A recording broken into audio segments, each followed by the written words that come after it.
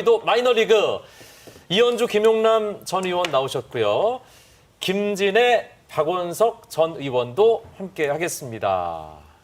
반갑습니다. 네. 안녕하세요. 먼저 인사해야지. 오늘은 인사. 언제 인사해야 되는지 좀 알려주세요. 그러니까 지금 하시면 돼요. 휴일을 좀 계속. 지난주에 인사할 시간 제가 안 드려가지고. 맞습니다. 아무튼 뭐 요만큼만 잘못돼도 화를 내시는 분들이니까요. 저희가 긴장하면서 바로 출발해보죠. 오늘 워낙 많아요, 이슈가. 윤석열이다, 네가 조우영이야 이러면서 윤석열한테서 윤석열이가 보냈단 말이야?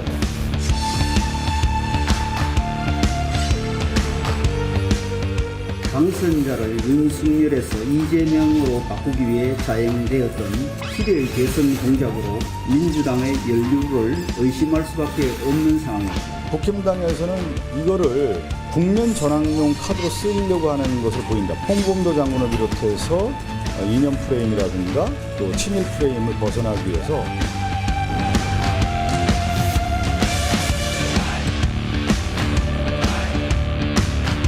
네, 지금 정치권이 아주 뜨겁습니다. 그렇습니다. 김만배 허위 인터뷰 논란. 대통령실에서는 명백한 정치 공작이라고 성격 규정을 했고요. 국민의힘에서는 민주당 연루설을 제기하고 있는 그런 상황입니다. 이 건 어떻게 보고 계십니까? 근데 이런 공작은 사실은 더불어민주당이 일가견이 있죠. 아, 그래요? 대선과 관련해서도 1997년 대선과 2002년 대선에 두 번 다 등장하는 인물이 있었잖아요. 김대업이라고. 아, 네. 그 나중에 밝혀졌잖아요. 김대업의 주장이 허인 게. 하지만 대선은 민주당이 이겼어요. 두 번 다 김대업을 내세워서. 지금 김만배와 신앙림 씨 간에 있었던 인터뷰도 인터뷰에 등장하는 조우영이라는 사람이 내가 윤석열 당시 검사로부터 커피를 얻어먹은 적이 없다라고 밝혔잖아요. 그 김만배 씨가 인터뷰에서 밝혔던 내용은 사실과 전혀 다른 것이고 그리고 1억 6,500만 원을 신앙림 씨가 받은 것도 인정은 했는데 네. 신앙림 씨는 책값으로 받았다고 네, 했어요. 맞습니다. 네. 세 권에 대한 책값 1억 5천에 부가세 포함해서 1억 6,500을 받았다고 주장을 했는데 중요한 건 책은 부가세 면세 품목입니다. 아, 그래요? 그러니까 뭘 거짓말을 하려도 뭘 알고 주장을 해야 되는데 아, 그래요? 부가세 10%에서 1억 6,500이다 그러는데 최근 부가세가 안 붙어요. 거짓말을 급하게 만들어낸 것 같아요. 네. 그러니까 적어도 김만배 씨가 자기 돈 1억 6,500을 들여서 이런 허위 인터뷰를 하고 공작을 하면서 이거를 사전이나 사후에 민주당에 얘기를 안 했을까요? 네. 자기 돈 들여서 이런 공작을 하는데 나중에 생색을 내기 위해서라도 얘기를 했겠죠. 아마 이 배후에는 민주당이 있었을 것이다. 제가 항상 국민의힘에 얘기를 하는 게 뭐냐면은 조금 흥신소처럼 굴지 말자. 조금 구조적인 걸 좀 보게 만들자. 제가 이런 얘기를 좀 항상 많이 하는데요. 이번 건도 보면은 아주 마이너한 거 가지고 흥신소처럼 우리의 주의를 딴 데로 돌리자고 하는 그런 게 아닌가 하는 생각이 저는 듭니다. 일단 김만배라는 인물이 누굽니까? 다른 어떤 걸 다 떠나서 대장동에 관련돼 가지고 검찰의 소나기에 잡히지 않은 인물입니다. 유동규는 완전히 잡혔지만 그래도 진술까지 바꿨지만 김만배는 바꾸지 않고 있어서 검찰이 아주 요주로 보고 있는 인물이고요. 그리고 오늘자로 구속이 끝나는 날입니다. 네. 근데 어저께 그걸 터뜨렸단 말이죠. 그렇게 하면서 구속영장을 또 청구를 했어요. 네. 요새 검찰이 그렇게 터뜨리고 나면은 법원이 딱 정리를 해줍니다. 신청이 기각됐습니다. 네. 이거 딱 법원에서 정리를 해준 거죠. 그러니까 그것 때문에 그걸 만든 거라고 저는 딱 봤고요. 저희가 여기서 커피 운운하는 거 가지고 흔들리지 말자고요. 이거는 뭐냐면은 당시에 조우영이라는 사람이 2011년도에는 10억이나 편취했는데도 무죄를 났는데 2015년에는 분명히 유죄가 됐단 말이죠. 맞습니다. 근데 그렇죠. 2011년에 했을 때 당시에 윤석열 당시에 담당 검사였고 중수이익과장. 네네. 그리고 그 다음에는 박영수가 지금 문제가 되고 있는 박영수가 당시에 조우영의 변호사였습니다. 네. 그러니까 이런 것들이 이 의혹에 대한 거는 지금도 살아있는 거란 말이죠. 이거는 특검으로 넘어가면 꼭 밝혀져야 될 사안입니다. 네. 근데 특검이 아니기 전에 이렇게 또 김만배한테 뭔가를 꾸려가지고 여기다가 뭘 하려고 그러는 거 이거 자체가 저는 정말 왜냐하면 말을 공작이라고 말을 붙이는데 민주당은 북풍 공작 같은 거 안 하고요. 이재명 대표도 얘기했지만은 솔직히 뭐 조폭 운운해가지고 네, 잠시 거기다 후에 프레임 씌우고 보완. 하는 예. 이런 것들이 있단 말이죠. 네. 이제 대통령실이 공식 입장을 냈어요. 정치 공작이 명백하다고. 근데 정치 공작이라는 표현을 대통령실에서 쓰기에는 이게 수사를 통해서 확정된 사실이 아직 없어요. 그러니까 지금 확정된 사실은 인터뷰가 있었고, 네. 그리고 신앙림 씨가 조금 납득하기 어려운 돈을 받았고, 네. 그리고 뉴스타파에서 그게 대선 3일 전에 보도됐고. 네. 근데 과연 그 인터뷰가 처음부터 신앙림 씨가 허위인 것을 알고서 김만배와 공모해서 조작을 한 건지, 김만배 씨의 전원성 주장인데 그 전원성 주장인 쟁점이 많아요. 지금 이제 앞서 김진애 의원님도 얘기하셨듯이 2011년도에 대검 중수부의 수사가 이상한 건 맞습니다. 나중에 그게 수사 결과가 뒤집혔잖아요. 2015년도에. 근데 그거를 이렇게 공작이라고 단언하는 것 자체가 일종의 수사 가이드라인 될 수 있어요. 그러면 검찰의 수사는 공작을 상대한 수사가 돼야 돼요. 대통령실이 저렇게 나오면. 그런데다가 여당에서는 민주당 연루설까지 들고 나왔어요. 네네네. 근데 해당 시점을 보면 2021년 9월 달은 민주당 경선 초기였습니다. 대장동 사건도 언론에 보도되기 시작한 초기였어요. 네. 근데 그때 이미 이재명이 후보로 확정돼서 이 문제로 인해서 대선의 코너에 몰릴 것을 예상하고 김만배와 민주당과 이재명이 다 내통해가지고 그때부터 이걸 공작의 판을 짰다? 이건 과도한 억측이잖아요. 인터뷰 그래서 시점을 지금 말씀하시는 거죠? 예, 그래서 네. 제가 보기에는 오히려 지금 대통령실이 이거를 공작이라고 딱 그 규정을 하고 확정된 사실이 없는데 이걸 민주당 연루설로 몰고 가는 것 자체가 공작이다. 그 프레임을 그렇게 끌고 갈 수 있는 사안이 아니에요. 네. 수사 가이드라인으로 보시는 것 같습니다. 이현주 의원님.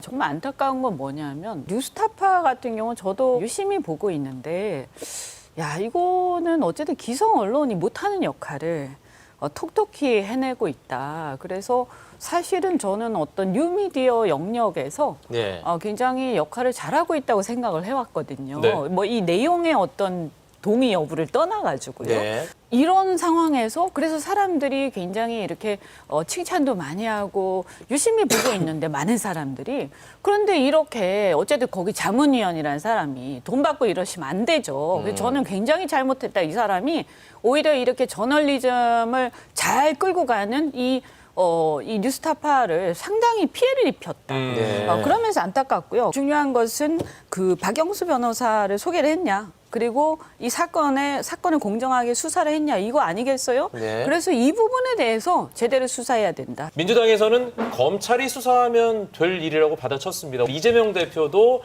뭐 단식 중이지만 입장을 밝혔는데요. 보고 오시죠.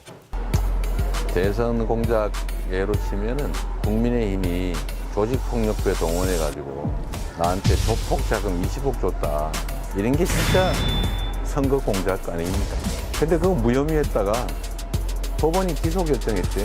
적반하장, 보안무치 대표적 사례죠.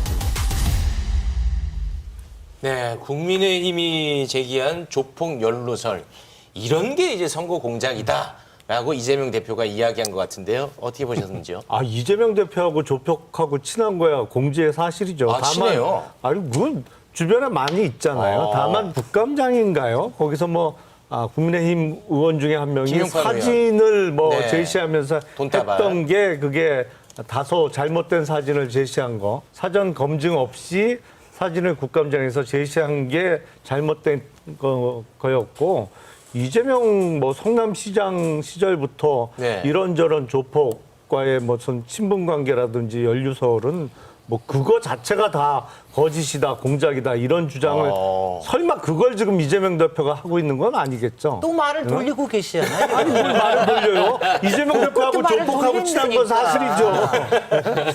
그리고 제가 잠깐만요. 본질에 들어오서 김만배의 허위 인터뷰 공작과 민주당과의 사전 교감이 있었을 것으로 생각되는 측면이 네. 인터뷰는 2021년 9월에 했다는 거 아니에요. 그렇죠. 근데 그 이후에 이재명 당시 대선 후보가 정말 엉뚱한 얘기를 해요. 대장동 사건의 몸통은 윤석열 후보다 이런 주장을 한 적이 있잖아요. 누가 들어도 그때 뜬금없는 이야기였는데 네. 그 이후에 민주당 분들이 그 인터뷰 내용을 갖고 거봐라 맞지 않느냐 부산저축은행 관련해서 그것부터 시작된 거다라는 주장을 또 일제히 했거든요. 네. 선거 전에.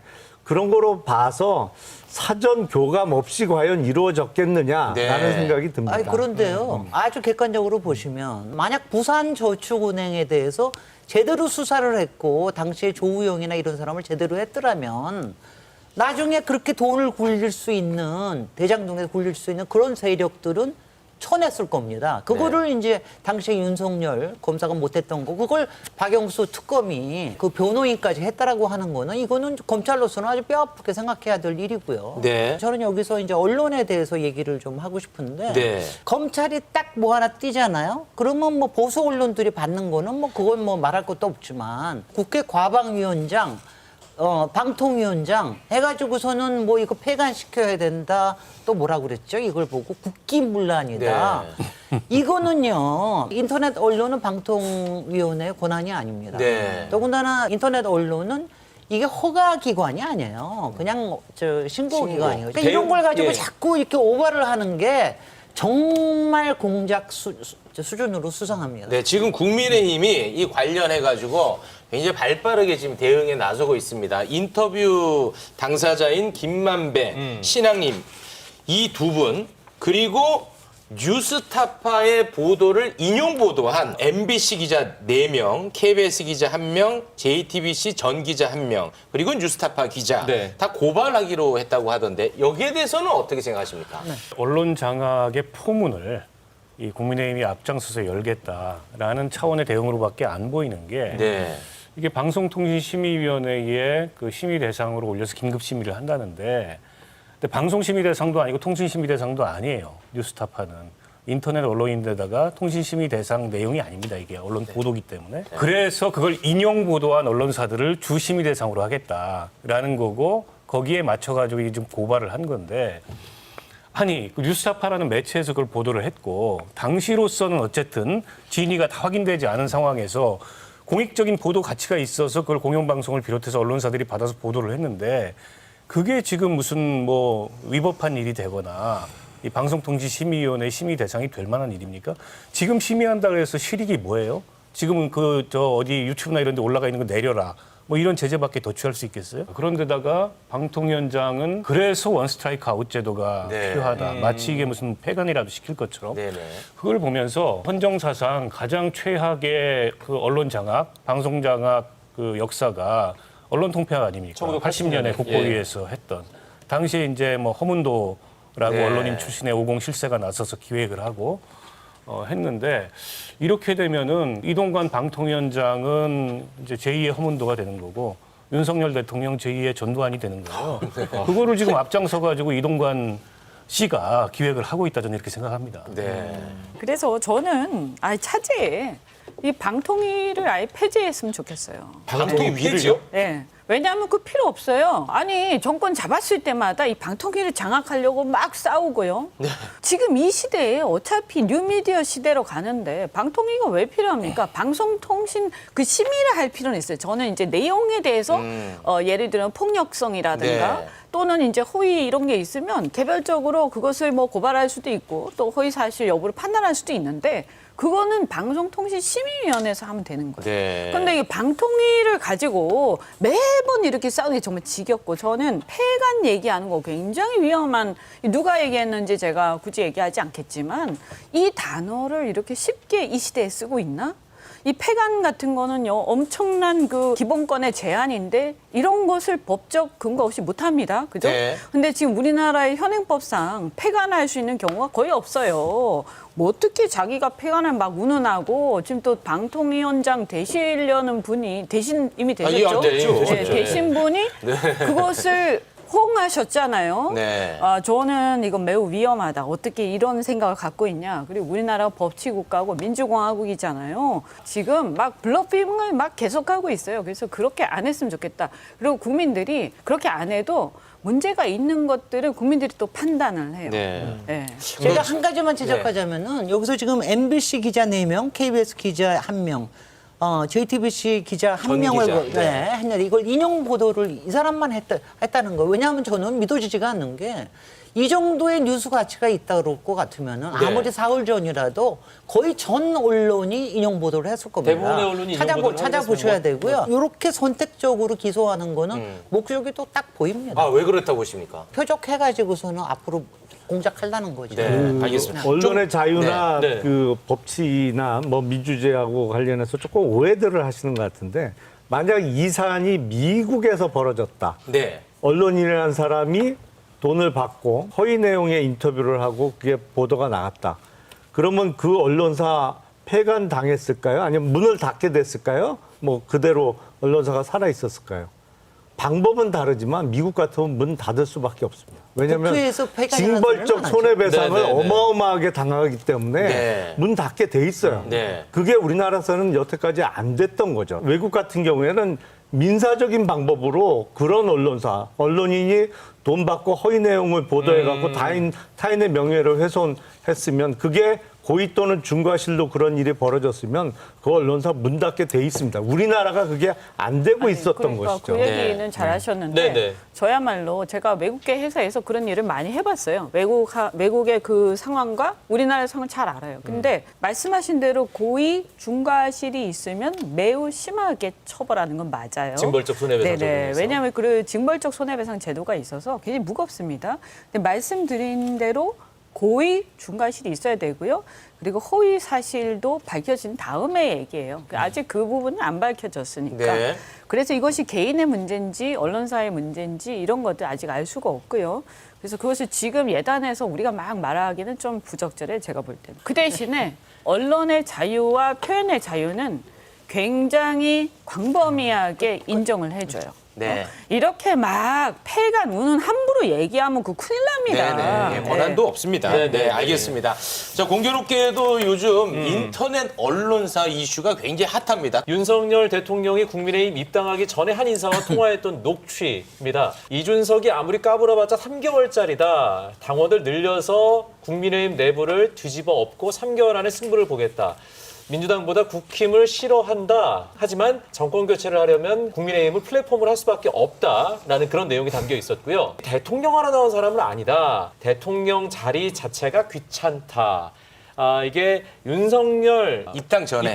네. 이 녹취가 공개가 되고 네. 저는 국민의힘 정치인들이 어떻게 생각하고 있을지가 진짜 궁금하거든요. 왜냐하면 이준석 대표 그리고 국민의힘 관련해서 굉장히 비판적인 목소리를 많이 내더라고요. 더 싫어한다 뭐 이런 얘기도 들어 있었거든요. 이준석 전 대표 싫어하는 거야 뭐 다 알려져 있는 사실 아니에요? 근데 국민의힘 자체에 자체에 사실 대해서. 들어온 다음에 갈등이 있는 줄 알았거든요. 네. 보기에 따라서는 뭐 그 전부터 좀 곱게 안 보였을 수 있겠죠. 네. 시각에 따라서는. 근데 국민의힘 오랜 당원 입장에서는 결코 기분 좋은 얘기는 아니죠. 네. 기분 좋은 얘기는 아니고 그건 틀림없는데 사실은 국민의힘이 반성해야 될 점이 있어요. 녹취록에 나온 대로 지난 대선에 국민의힘은 일종의 플랫폼 역할을 한 것이거든요. 그렇죠. 사실은 윤석열 당시 후보라는 사람은 오랜 당 생활을 한 것도 아니고 그렇죠. 뭐 입당하자마자 거의 대선 후보로 나서서 그냥 대선 후보가 된 건데 국민의힘 입장에서는 자체적으로 대선 후보를 못 낸 거잖아요. 어떤 면에서는. 트럼프 대통령이 처음에 공화당 후보로 출마할 때 거기도 공화당원이 아니었잖아요. 네. 갑자기 출마해갖고 공화당 대선 후보가 되고 대통령에 선출했습니다. 지금은 네네. 이제 낙선해 있는 상태입니다만. 하지만 또 유력한 차기 대선. 그렇죠. 예. 미국 공화당의 위기거든요. 왜냐하면 자체 인력이 그만큼 풀도 없고 부족하다는 것이거든요. 그러니까 네. 저희가 그런 자조적인 얘기를 많이 했어요. 실제로. 지난 대선을 거치면서 이제 국민의힘은 완전히 플랫폼이 된 거야.